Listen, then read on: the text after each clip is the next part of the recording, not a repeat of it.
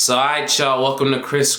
Today we're going to be talking about Tay-K and his charges in court. We're going to be talking about Diddy and his sticky situation. And lastly, we're going to be talking about Kylie Jenner and Jordyn Woods and why we should be talking about them. So Tay-K's a young rapper, and back a few years ago, him and his homeboys decided they wanted to rob this guy for his drugs and his money. And when they did it, the situation turned sour. They ended up killing someone. They weren't trying to, but Tay-K had someone in his crew that's a little trigger happy, so he saw someone else that wasn't supposed to be there. He pulled the trigger. So Tay-K got placed on house arrest while he was waiting for his criminal charges for, aggravated assault, robbery, murder, all those convictions. But while he was on that conviction, he's like, fuck this shit, fuck 112. He ended up cutting off his ankle bracelet and going on the run. So when he cut off his ankle bracelet, he was on the run. That was in late March. He didn't get caught until the end of June. He got caught because he released a song called The Race where he was talking about being on the run from the Fed. So he started in Texas. He made it all the way to New Jersey. So, do a little geography in your head. He was on the run for a bit and he got pretty far until he released a song, got caught. So now, the trial comes. It didn't happen until 2019, this week. So when the trial started, Tay-K pled guilty to aggravated robbery, but not the murder part. But as you all know, and I said in the beginning of the video, he's facing up to 55 years in prison.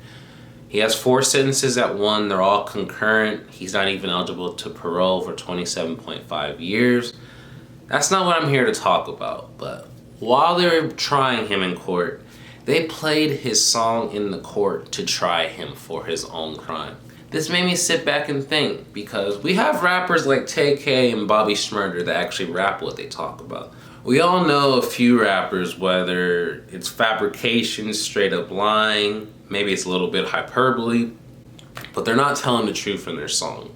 And the thought of these people are going to be able to be tried in court for what they say in the song, I'm not sure if that really sits right with me, because think about it like this. You could lie in the song, but what if rappers started lying in a good way to clear themselves and maybe get their homie locked up? Are you going to use that information in court? Because it's just words, there's no proof.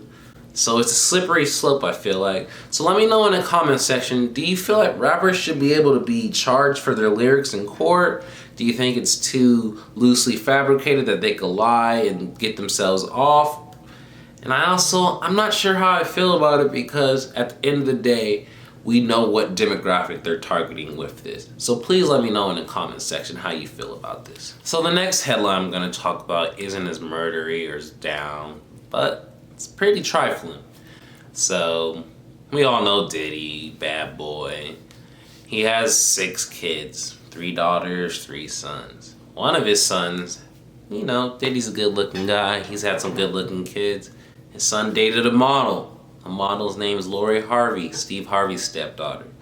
Turns out now we fast forward a few months and Diddy's dating her.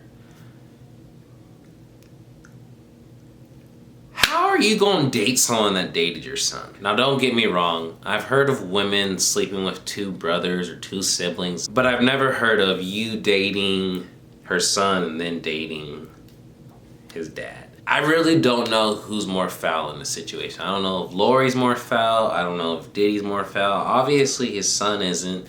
Because like I said, she's 22. He's 25. Diddy's 49 going on 50. So when those 2 dated, it made a lot more sense. But her and Diddy, I don't know.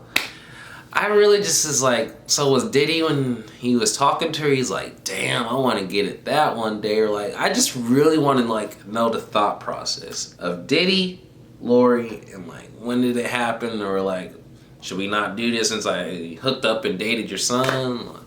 So please let me know in the comment section, who do you think is more foul? Or do you think it's Diddy or do you think it's Lori? Because me personally, I'm leaning towards Diddy, because y'all know Diddy has a little grimy in him. He has a little sketchy in him. And some people even accuse him of being a co-conspirator in Biggie's death.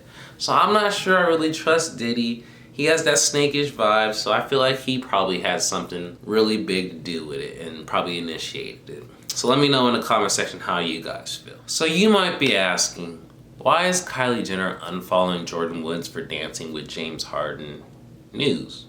Why am I talking about it? Why is TMZ talking about it? And I'm asking the same exact question. I downloaded the TMZ app, I subscribed, I want to get information, I want to stay up to date. But when you're getting information and news like Kylie Jenner unfollowed Jordyn Woods on Instagram, it really makes you sit back and think, what the fuck really is news?